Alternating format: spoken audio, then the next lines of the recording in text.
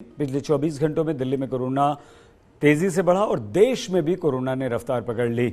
24 घंटों में मामले आए 16,159, जो कि कल के मुकाबले काफ़ी ज़्यादा हैं।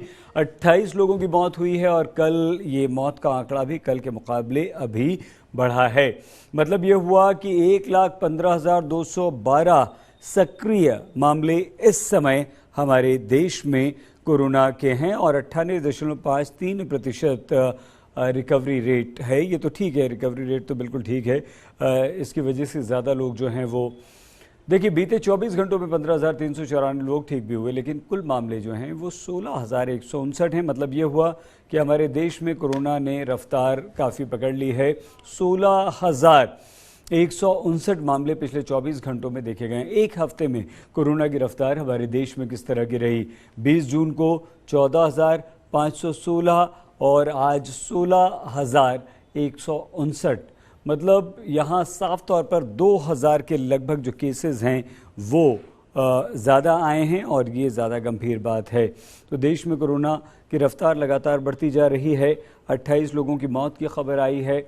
अब वो राज्य जो लगातार कोरोना से परेशान है, इसमें सबसे आगे चल रहा है केरल। तमिलनाडु भी दूसरे नंबर पर है, लेकिन अब देखिए आज बदल गया है। आज आंकड़ा बदल गया। यहाँ पर केरल कल तक जो आगे चल रहा था, आज महाराष्ट्र सबसे आगे आ गया है 3,098 के साथ, जबकि ये कल केरल आगे था। तमिलनाडु 2,662 के साथ दूसरे, 2,603 के साथ तीसरे पर केरल, पश्चिम बंगाल 1,973 के साथ चौथे और 839 के साथ कर्नाटक 5वें नंबर पर है।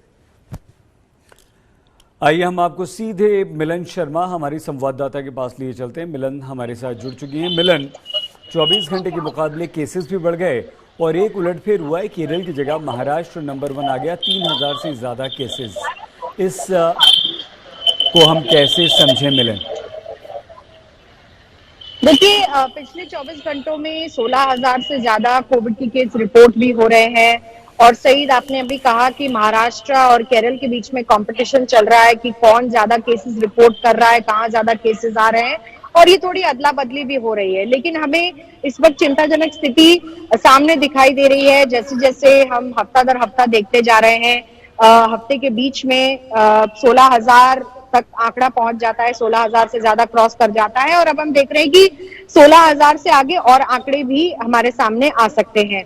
इसे इस तरीके से समझें कि जैसे पब्लिक प्लेसेस में मास्क पहनना अब दोबारा शायद अनिवार्य कर दिया जाए, क्योंकि भारत में सरकार को इस वक्त चिंता यही है कि ये बढ़ते हुए केसेस, जैसे हम डिस्कस कर रहे थे, क्या एक नए वेरिएंट के कारण है जो ओमिक्रॉन का सब लिनिएज दिख रहा है, BA.2.75, या फिर आगे आने वाले समय में हम कोई और वेरिएशन या म्यूटेशन देख सकते हैं वायरस का, क्योंकि जगह जगह पर केसेस थमने का नाम नहीं ले रहे हैं। और जैसे आपने बताया कि महाराष्ट्र में भी विशेषज्ञों ने कहा है कि BA.2.75 देखा गया है, केरल में भी देखा गया है, कुछ सीक्वेंसेस कर्नाटक से भी लिए गए हैं।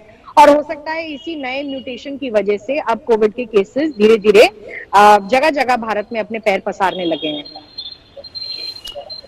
आप ये जो बात बता रही हैं मिलन, ये थोड़ी सी डराने वाली गंभीर बात है। ये हो सकता है कि अब हम रेस्ट्रिक्शंस, प्रतिबंधों की तरफ बढ़ें, लेकिन आपको लगता है मिलन ये रफ्तार जो है आज 16,000 की, ये काफ़ी तेज़ है और अब सरकार को, केंद्र सरकार, राज्य सरकारों को कुछ सोचना ही होगा? बिल्कुल सईद, और इस रफ्तार को लेकर सरकार पिछले 2 हफ्ते से चिंतित है। हम लगातार इस बारे में बात कर रहे हैं, क्योंकि केंद्र स्वास्थ्य मंत्रालय की तरफ से कई बैठकें की गई हैं राज्यों के साथ। केंद्र स्वास्थ्य मंत्री ने भी इस पर 2 बार बैठक की है। और इस वक्त हर घर दस्तक जो सेकेंड डोज लगाने की जो पहल है, उसे भी तेज कर दिया गया है और बूस्टर डोज पे खासी ज्यादा ध्यान दिया जा रहा है। आज का लेटेस्ट अपडेट मैं आपको बता देती हूँ। जो नेशनल टेक्निकल इम्यूनाइजेशन ग्रुप है, उसने जो रिकमेंडेशन दिया था भारत सरकार को कि अब बूस्टर का जो गैप है, दूसरे डोज और बूस्टर डोज के बीच में 9 महीने का अंतराल बोला गया था, अब ये जो अंतराल है, ये गैप है, इसको कम करके 6 महीने कर दिया गया है।